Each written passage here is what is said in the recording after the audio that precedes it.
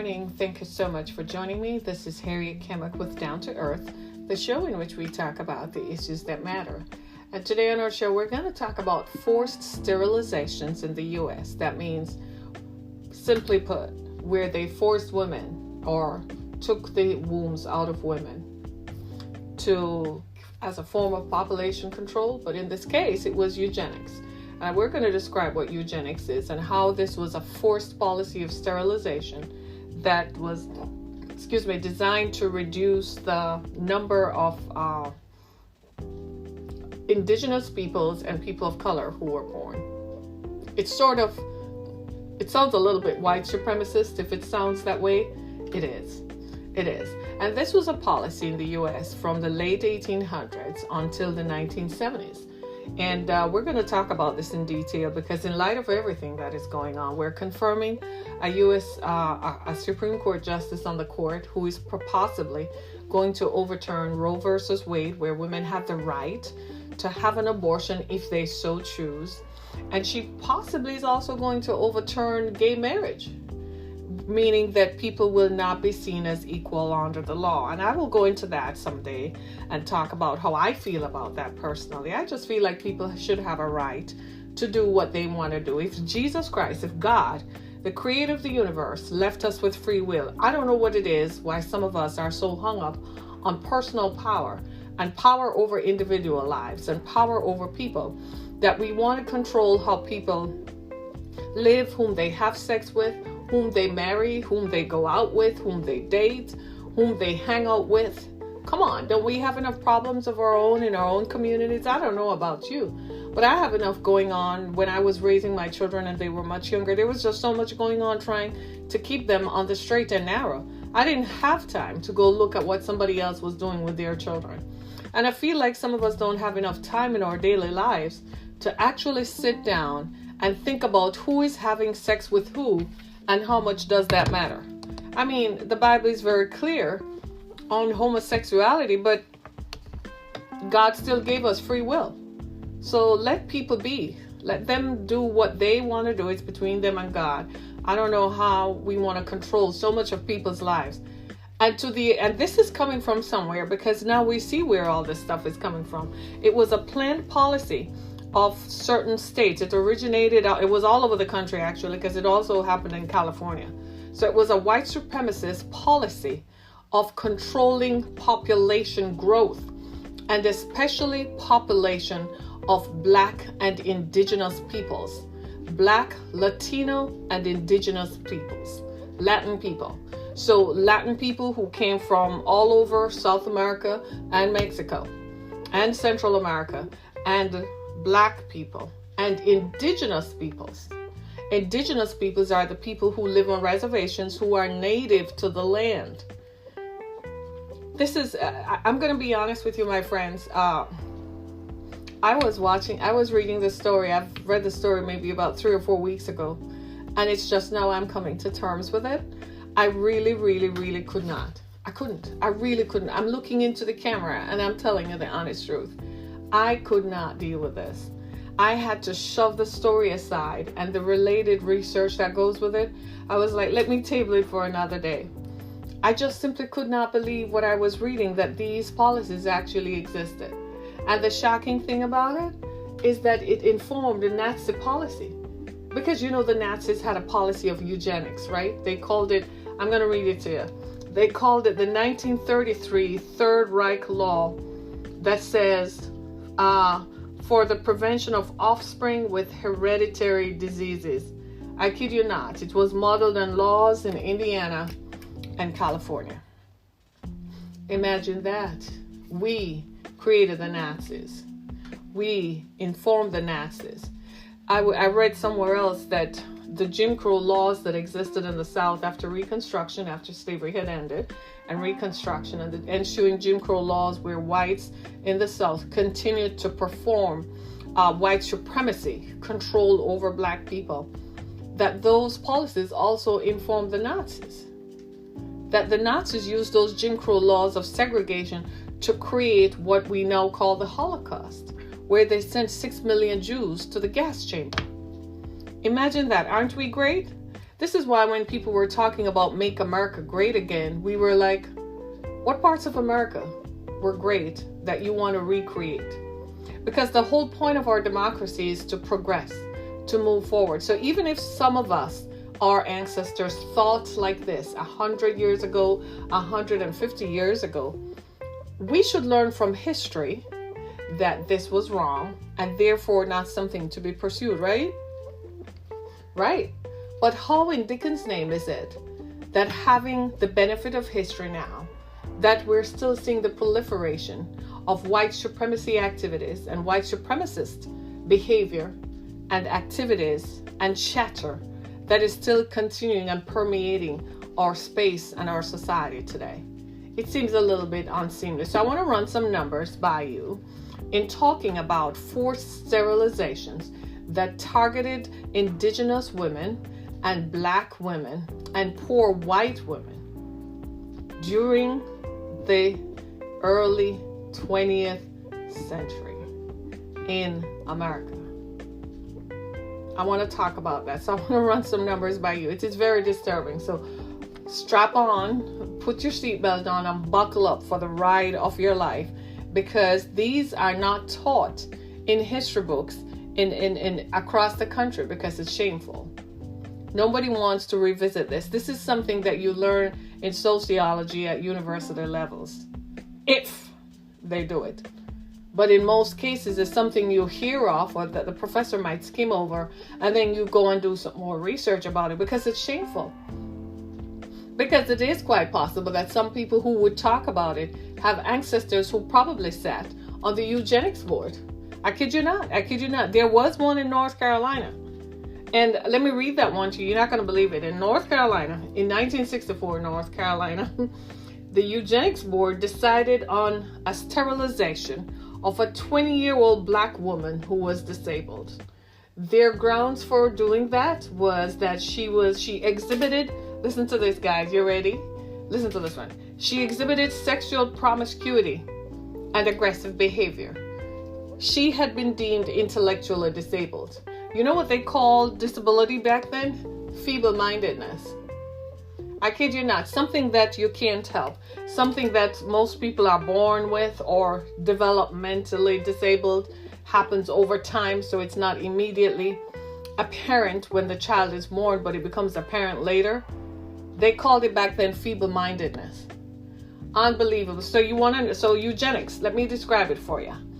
Just in case we're not all on the same page, I am going to describe to you what eugenics is so that we are all on the same page and we're clear about this, right? So according to Wikipedia, alrighty, eugenics is the philosophy and social movement that argues it is possible to improve the human race and society by, I can't even read it. I feel so reluctant in just spreading this stuff around, but here's what it says anyway.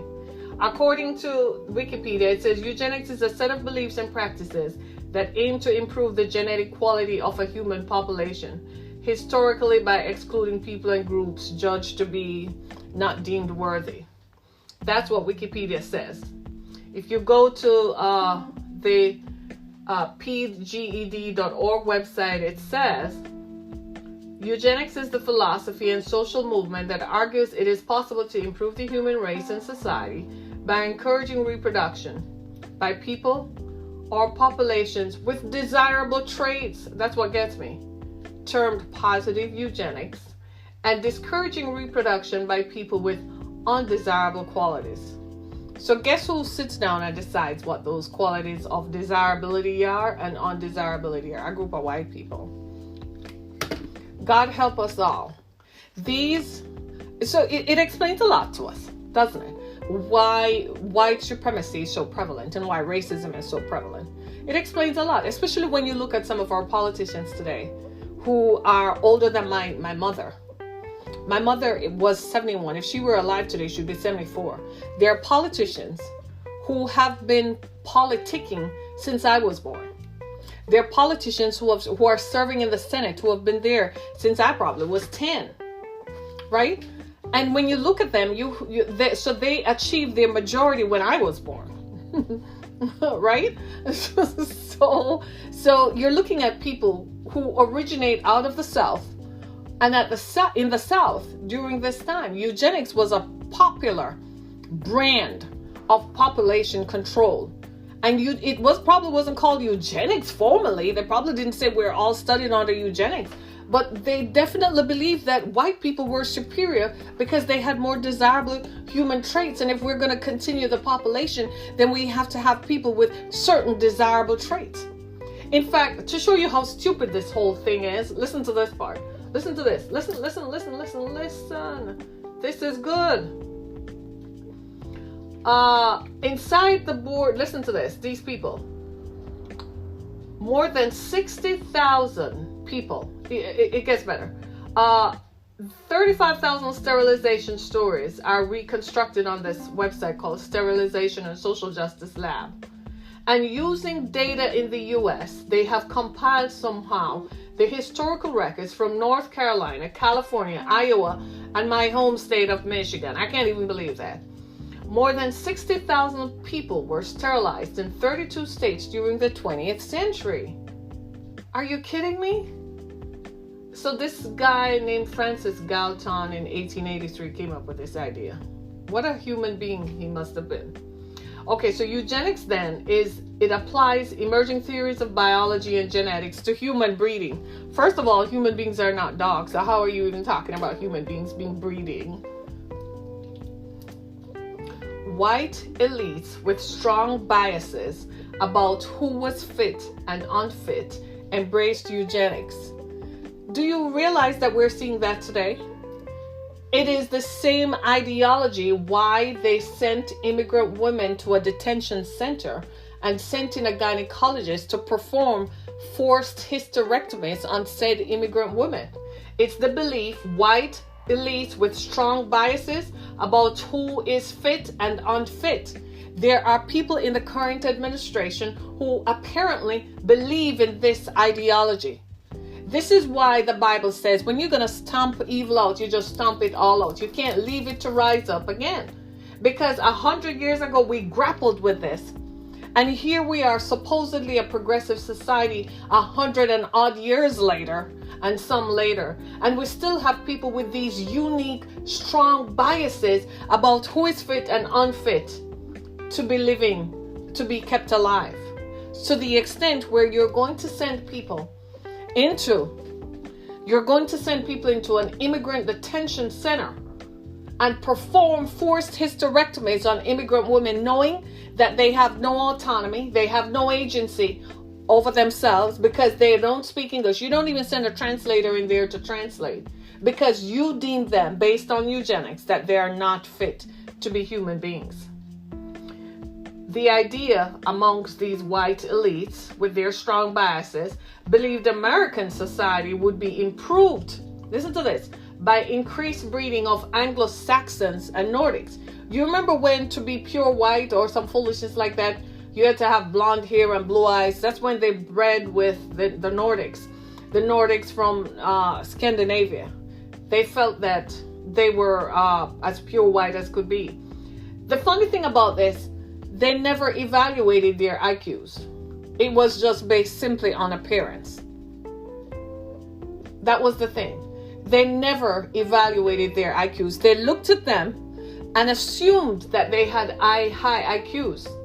And anybody who didn't fit into this mold of racial perfection, which included most immigrants, blacks and indigenous people, poor whites and people with disabilities, became targets of eugenics. So you can just imagine, they just drove around at night in the white pedo van and just picked people up, I kid you not, and just picked people up and threw them in the back of the pedo van and took off. Are you all hearing me? This happened. So if they're driving through communities of color, which explains why the Ku Klux Klan used to ride around and pick up slaves, that's what they said, runaway slaves. But they were also picking up people whom they probably just felt were unfit to be human. In the same way, white militias, and well, I wouldn't even call them militias because, again, I'm reminded that militias is a term that is a formal military term. White supremacists who get together, who are domestic terrorists, get together and say, well, certain people, she's not fit to be governor. So they deem this intelligent woman with her contribution to society, she's not fit to be governor. So they're going to say that about the black lieutenant governor who sits in the Capitol building in Lansing, that he's not fit to be lieutenant governor. Then they're going to come looking for people like me and tell me I'm not fit to be human. Listen to me very carefully. Try me. And try many other people like myself. Do you know we have had it up to here with the different brands of racism and the manifestations of it? We've all had it up to here. You really are trying the people right now. I just watched a report on CNN in which they're looking at the people who voted for Trump. 53% of white women in Pennsylvania voted for Trump in 2016 with no identifiable reason why. Well, he was charming. He made me laugh. He made a lot of jokes. And he was a celebrity, so I voted for him. And he ensuingly wrecked the entire globe. Right? So you can't trust white women because it looks like if some guy just smiles at you, you're just ready to turn over everything and just give him carte blanche to just wreck the whole world, not just your society. He wrecked everybody else. You know, there are more people now impacted by from the coronavirus than the 1918 flu epidemic. More people.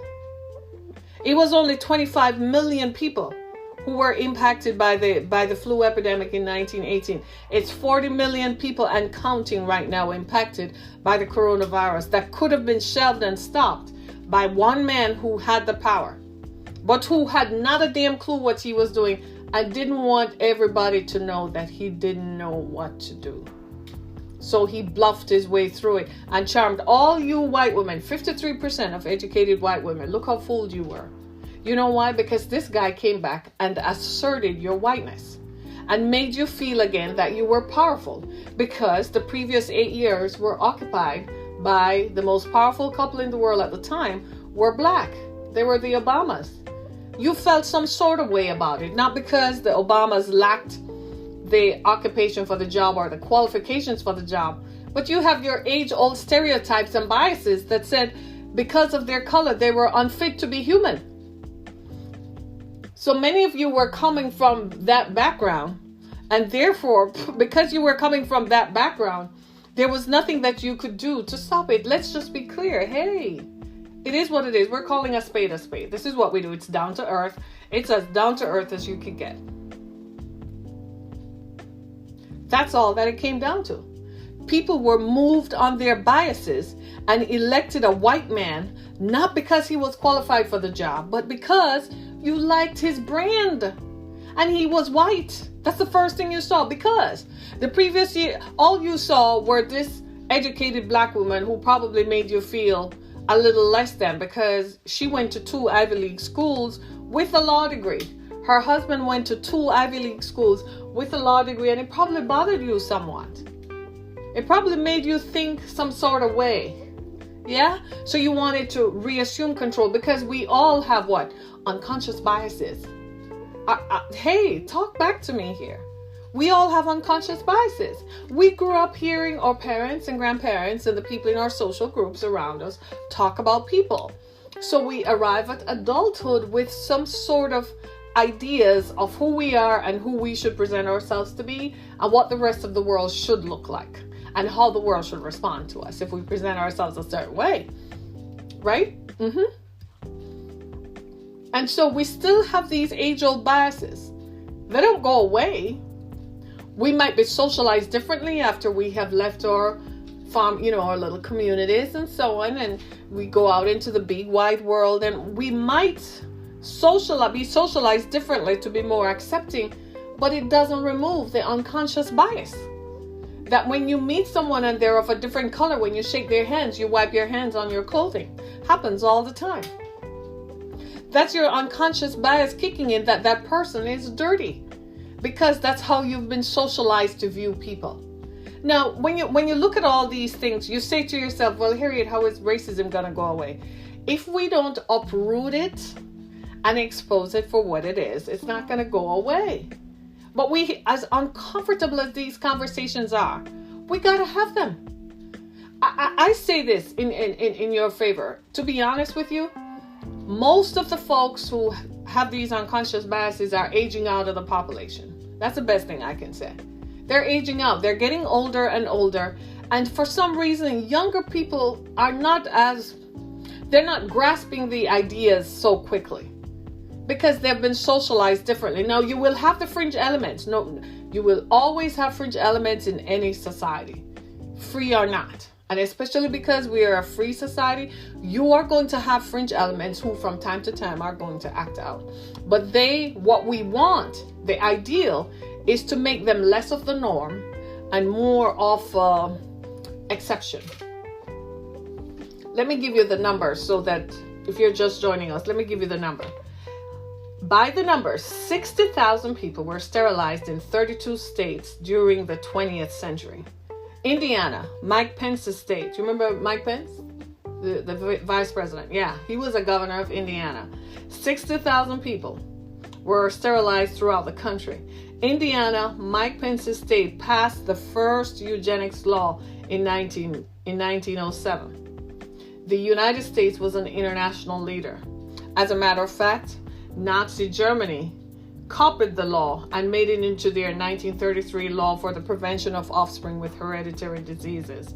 It was modeled on laws in Indiana and California. The Nazis sterilized 40,000 children and adults, mostly Jews, and people whom they deemed as undesirables.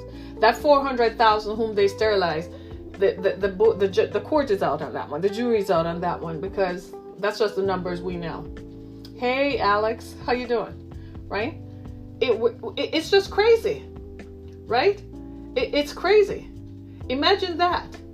North Carolina sterilized 35,000 people. It's just crazy. You want to hear these numbers? They will blow your natural born mind. And why will it blow your mind? It's because all of us are looking at one another and saying to ourselves, Alex, don't you think that I wonder if we had a female relative who had gone through this. They also sterilized men too. At first they started sterilizing poor white men and white men with disabilities. Then it expanded to white women. Then of course, the granddaddy of it all, they were going to get black people. They used poverty with black people. They said if you were poor, you couldn't possibly raise a child. The North Carolina Eugenics Board actually had a model, a table that they used. Listen to what it says. Listen to their jargon. Listen to their classic definitions. Y'all ready? The average feeble-minded parent cannot be expected to provide, listen to this, good heredity, a normal home, intelligent care, to say nothing of the many other things needed to bring up children successfully, like running a train, teaching school, or handling money. The job of parenthood is too much to expect the feeble-minded men and women to perform. I kid you not. I kid you not. So they had this mold of racial perfection. I know I'm freaking you all out, but why are we talking about it? These are the basis of systemic racism. These are the basis of white supremacist policies that continue to impact our lives to this day. Right now, there's a report out that black and brown people were specifically impacted. Our communities were specifically impacted by the coronavirus due to racism in healthcare. Most of us suffered from people who died. Yesterday, I talked to a friend of mine that I haven't talked to since the pandemic began. He's a pastor here in the Metro Detroit area. He lost 7 members in his church and 8 of his family members to coronavirus. You know what that means? What does that mean? That means 15 times he had to stand up over people and tell them about God and the love of God, knowing that this pandemic was specifically targeting black and brown people based on systemic racism. Let me welcome Mr. Johnny B. Good. Hey, Alex Higgins B. Good. All government is bad in one form or another. Well, that's his story. So for the feds, Johnny, I have to say this for the feds who are listening. I didn't say that. Okay, my man? Right? But you believe what I'm saying? This is why we have to talk about it.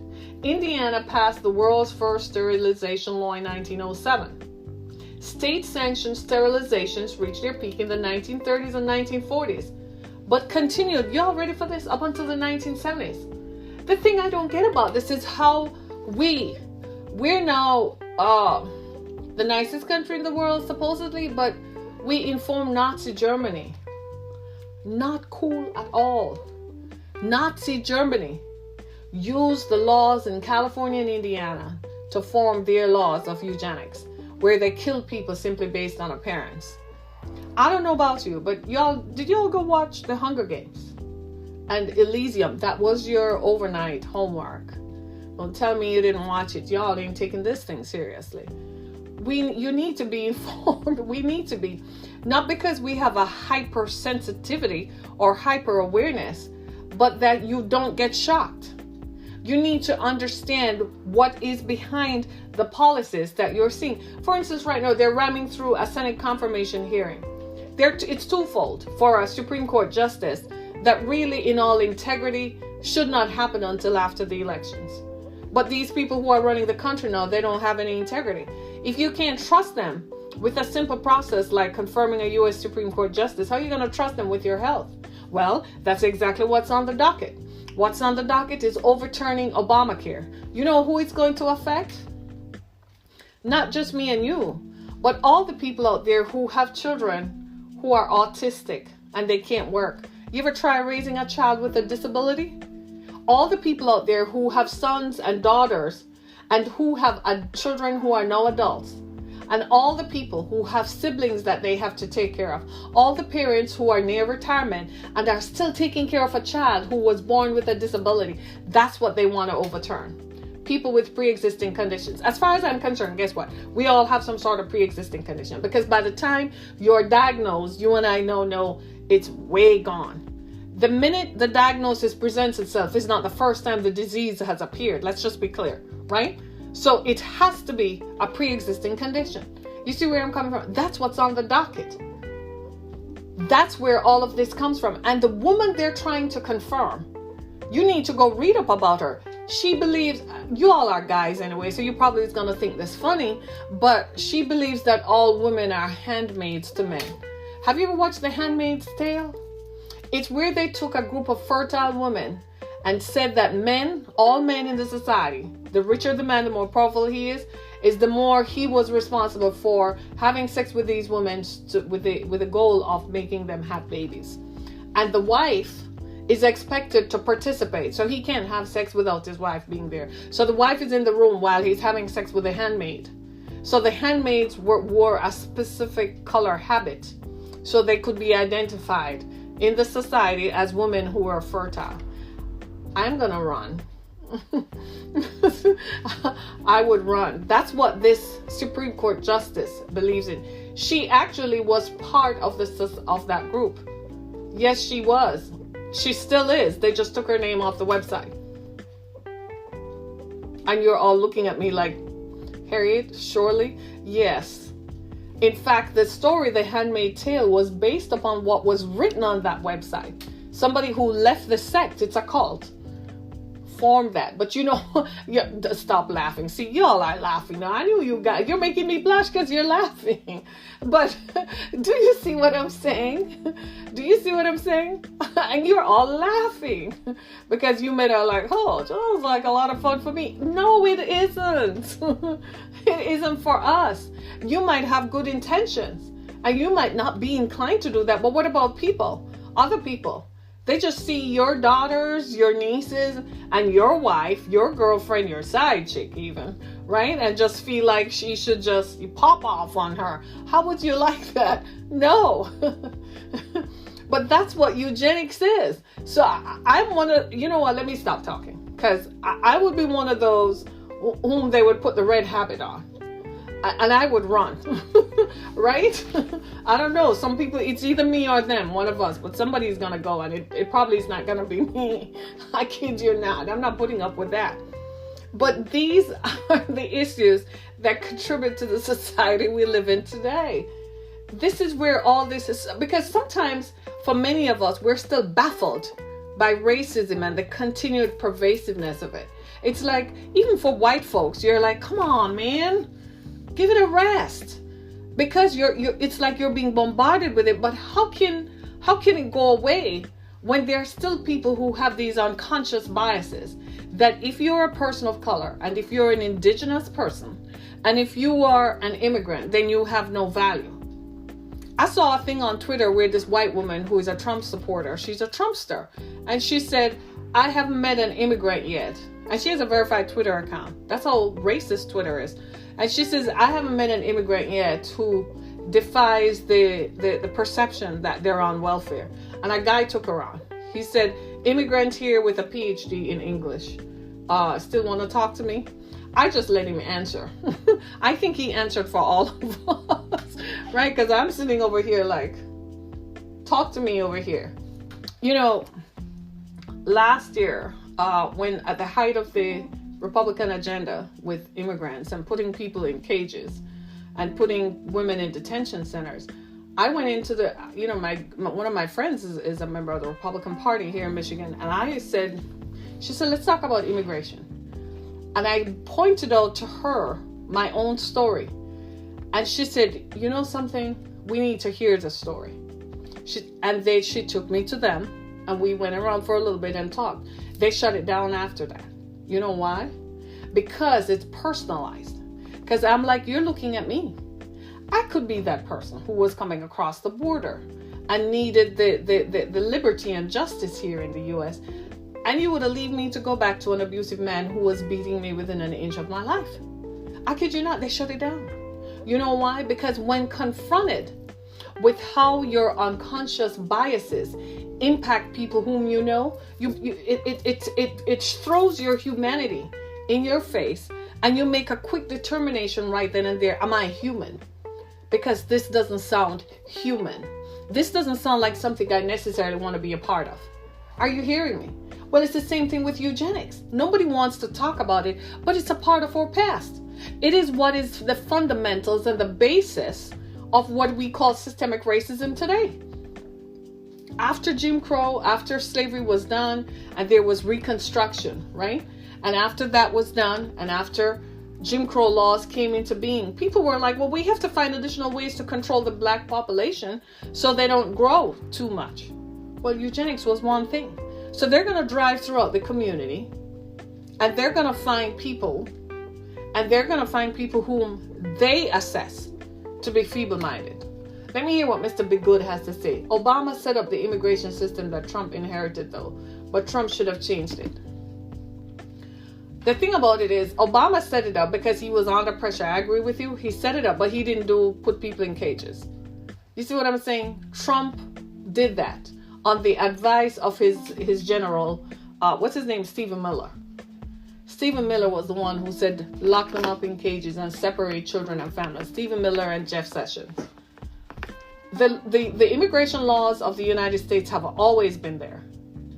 I can say so because I know, it impacted my life. My life and my intersectionality came to that. That's why I wrote this book called Through the Fire, right?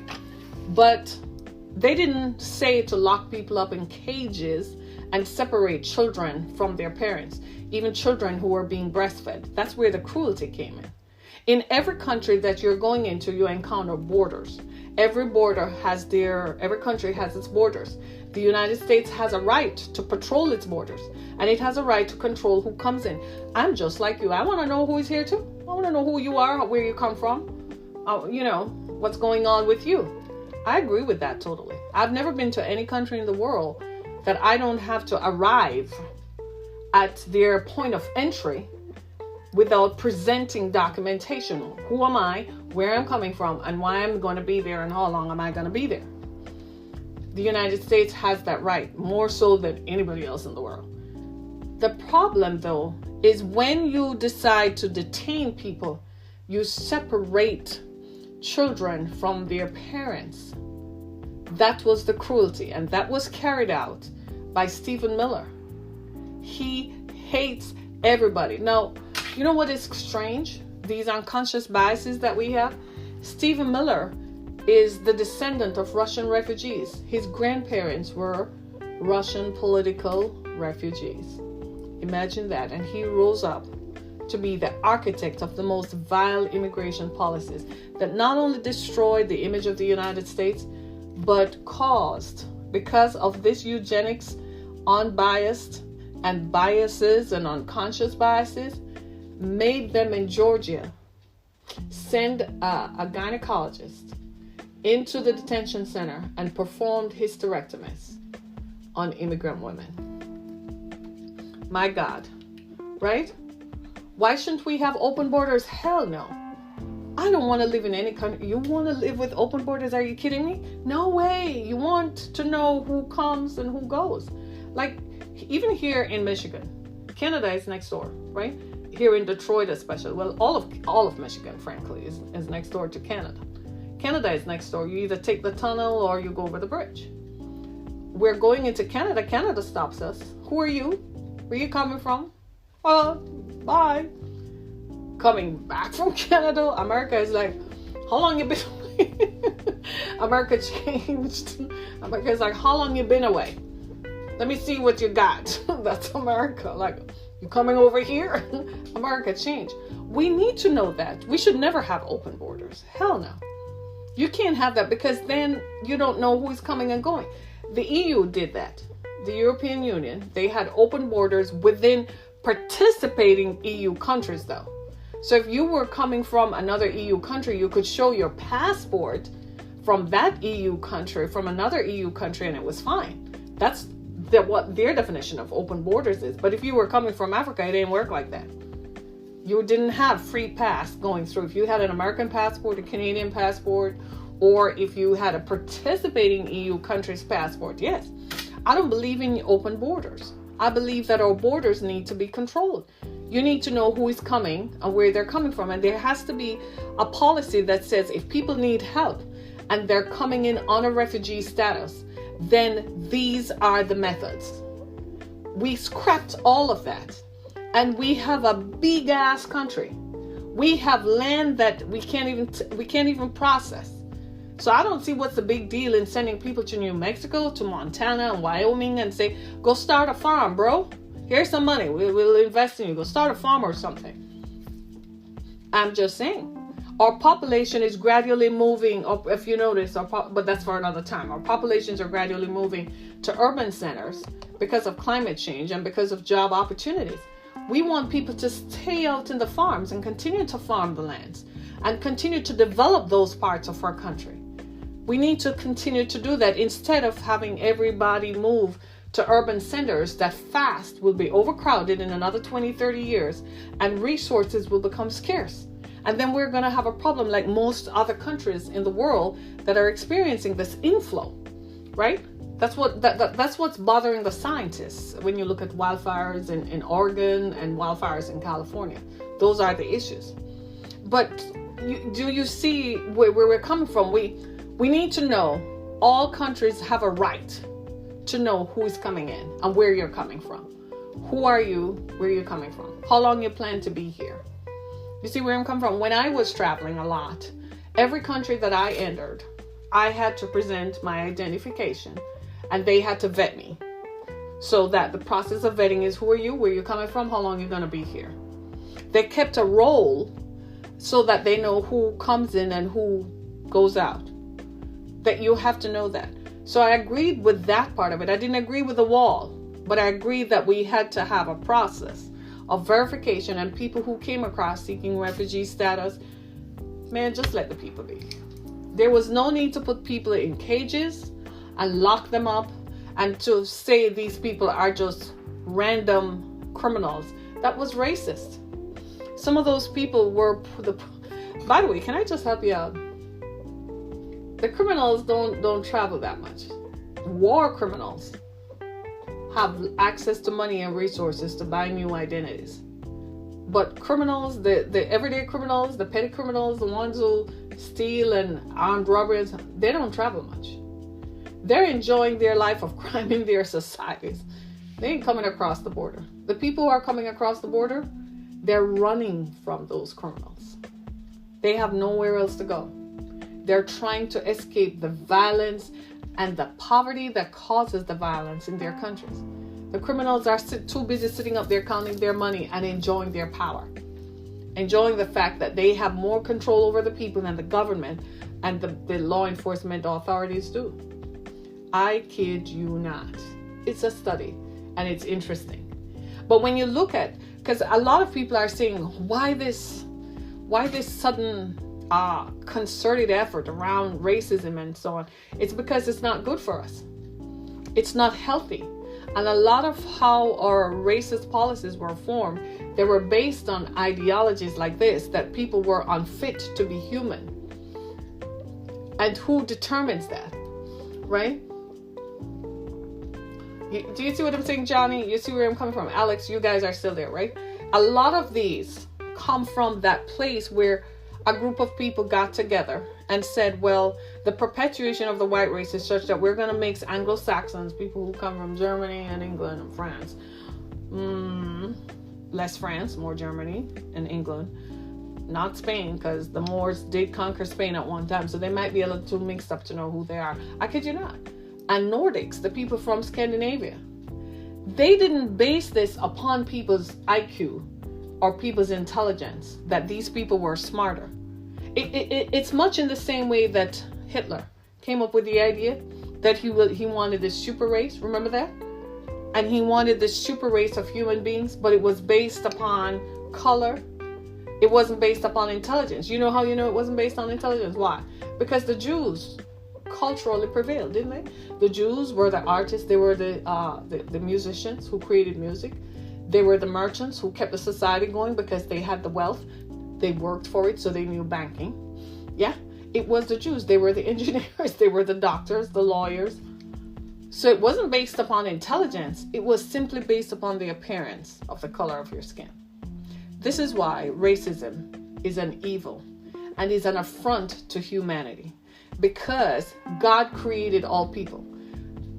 Christian evangelicals need to take a back seat because they perpetuate racism just as much as the politicians do. Yes, I'm a Christian. I'm an ordained minister. Yes, and I preach. Yes, I do. But I am saying to you that Christian evangelicals are part of the mold. They all came out of this ideology that eugenics was a form of population control, and that Jesus, even Jesus himself, wink, wink, though he was a brown man, an unarmed brown man who was a revolutionary, the way they paint him is he's blonde and blue-eyed. Because for him to have led a movement, he had to have been white. You know, there's a meme running around on social media that says that in a few years, by the year 2070, when all of us probably won't be here anymore, Obama will be white. They're going to present him as white. They're going to present Jay-Z and other popular leaders as white. Why? Because the ideology that only people who are white have intelligence, and only people who are white have a positive contribution to make to the perpetuation of the human race. That is unbelievable in and of itself. Those are the ideologies that we must rid our society of, because those contribute to the downplay. It contributes to the destruction, because it's sort of like you're creating marginality. And if you're going to, you must understand that if you're going to create a marginalized community, then you better have some boundaries and barriers set up, because eventually everybody is going to say, wait, so I'm not part of that group? Well, I don't like that. I don't like my representation. In much the same way that us as Black people are saying, I don't like the way we are picturized and depicted in movies. We're not lowlifes. We're not all lowlifes. Why do you take the worst of us and put it out there? The same way with the Chinese. Why they're always shuffling behind the white man like, yes, massa, no massa. Why are they depicted like that? It's the same way with Mexicans and Latino people. Why is everyone pictured that way and depicted that way? It's what contributes to the First Lady of the United States after her husband won the White House, saying she's not going to move into the White House because she's not going to use the bathroom that the Obamas used. It's in her book. It's in the book. I didn't make that up. She said it. In much the same way she said, what the hell do I have to do with children in cages? She didn't even see it as part of her social responsibility. In other words, she imbibed her whiteness to the extent where she didn't see a social responsibility despite being married to a man who had political aspirations. Is that white privilege for her to choose what she chose to do? I don't know. I am just saying that the lack thereof of humanity in people is concerning, and we need to address it as we move forward, as we move along, because this is not good. It's going to end nowhere fast. I'm sorry, guys, but it's the truth. I'm concerned because I have children. I have daughters. I don't want them to end up on an episode of The Handmaid's Tale, because other people will look at them and see them as being fertile. I want to take advantage of my daughters and remove their personal autonomy in a society that is rigid in structure. We worked hundreds of years to take away the rigidity in our political and social structures. Why are we regressing? Isn't that why America was formed? That you left Europe because you couldn't stand the rigidity of inherited wealth and the rigidity of class structures that were inherently built into a system of power? Isn't that what we did? So how is it that we come over here and a couple hundred years later, you want to return to that? It's crazy. Rome 2.0, say it one more time. Looks like we need another Jesus Christ, don't you think? Sounds like it. Jesus Christ was a revolutionary. He took on Rome. He said, this thing ain't working. That's not how God designed it. Do you see what I'm saying? We have to, and we don't, these are not things that are comfortable. These are not comfortable conversations. I am not comfortable with it. I must confess. Like I told you before, when I started this broadcast, it took me a while to even want to talk about this, because reading the story of a 20-year-old black woman in 1964 who had no autonomy over her body because she had a mental disability, she was deemed unfit and she was sterilized. Now, in today's world, they probably do sterilization processes different, where if you have issues and you go to the doctor, they perform a hysterectomy. It probably is a lot less painful than it was in 1964. I can't begin to imagine. I'm going to close with this. There's the story of Fannie Lou Hamer. She's a black woman who was forcibly sterilized when she was 14 or 15 in the South. And she ended up being an advocate for human rights. She only lived to be in her 50s. But in her lifespan, she became a voting rights advocate, an education rights advocate, a women's rights activist, because it impacted her so very badly. When she got married, she couldn't have children, not because her body couldn't. They took away her agency and took away her ability to have children. Every time I read these stories, it creeps me out. I have two beautiful daughters. I adore them. I could not imagine living in a world where I couldn't have had them. It creeps me out. You see what I'm saying? And that, my friends, is how down to earth this has become. We got to really go down into the earth, scoop up all this stuff that does not look like our democracy, does not look like the ideal that we want to be. We got to find a way. Now that we know this happened, we have to make sure it doesn't happen again. That we don't end up in a situation where we end up with another group of people who say, well, those people are unfit to live, so put them on a reservation or put them away. How about just taking away their right to have children? Jesus, can you just take the wheel? It's sad, right? So until the 1950s, schools and hospitals in the U.S. were segregated by race. Segregation continued, sterilization continued until 1973. North Carolina, 7,600 people were done. Then it became a federal program like Medicaid also contributed to it. I can't believe this story. They're still sterilizing people even in California prisons. They were based on the same rationale of bad parenting and undesirable genes. Oh God. Jesus, help me. Listen to this. In the years between 1997 and 2010, unwanted sterilizations were performed on approximately 1,400 women in California prisons. Are you kidding me? based on the rationale of bad parenting and undesirable genes evident in North Carolina in 1964. Sterilization continues on. It's happening in the Czech Republic, and it happens everywhere. We know China is no good when it comes to that. But we found out that it happened recently in a detention center in Georgia on immigrant women. I can't begin to think. I literally covered my body when I read that. It was that personal. Because I'm thinking, my precious daughter Anna, I wouldn't have had her if they had felt that they needed to sterilize me. If you see my baby, she's 18 now and in college. I adore her. She's my everything. Just like my oldest daughter, Alexandra. As a person, I want to retain my rights to have children. I don't want anybody else to make those decisions for me. That's what's at stake. It's our very liberty that is at stake. And my friends, some of us think that because you're white, these policies won't affect you. Yes, they will. They're just seeking your vote so that they can have the power. And when they have the power, they're the ones. It's not going to be you and a community of people like you.